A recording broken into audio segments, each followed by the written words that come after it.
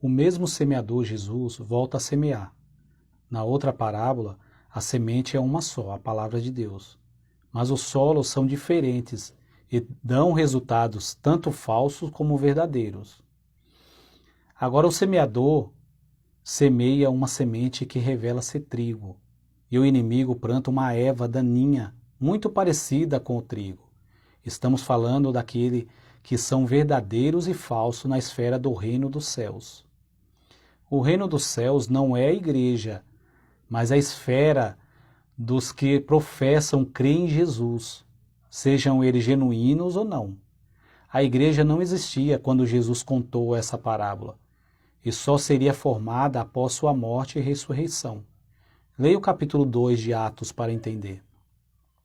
No campo, que é o mundo, há falsos e verdadeiros, mas na igreja, que é o corpo de Cristo, o conjunto dos que foram salvos por ele, todos são genuínos. Quando falo igreja, não estou falando das organizações ou denominações que o homem chama de igreja.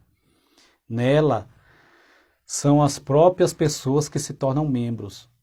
No corpo de Cristo, é Ele próprio quem acrescenta os membros. Se você aprendeu teoria dos conjuntos, vai entender que a igreja é um subconjunto de um conjunto maior chamado cristandade.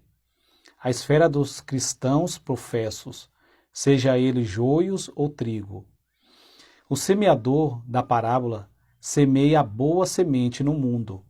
O inimigo vem e semeia o joio, a erva daninha.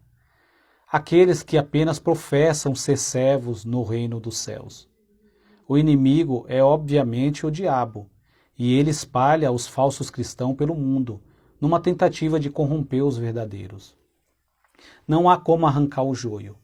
Os verdadeiros cristãos vão continuar espalhados por aí, misturados com os falsos, até chegar a hora em que Deus providenciará essa colheita seletiva. Isso não é tarefa para os homens fazerem.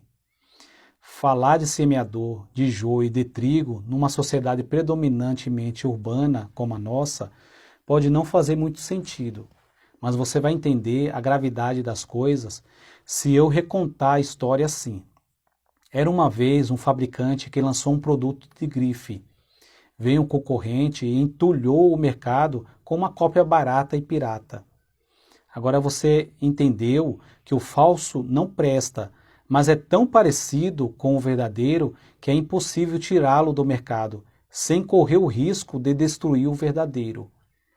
É melhor deixar o fabricante decidir quando e como irá recolher os produtos piratas para incinerá-los.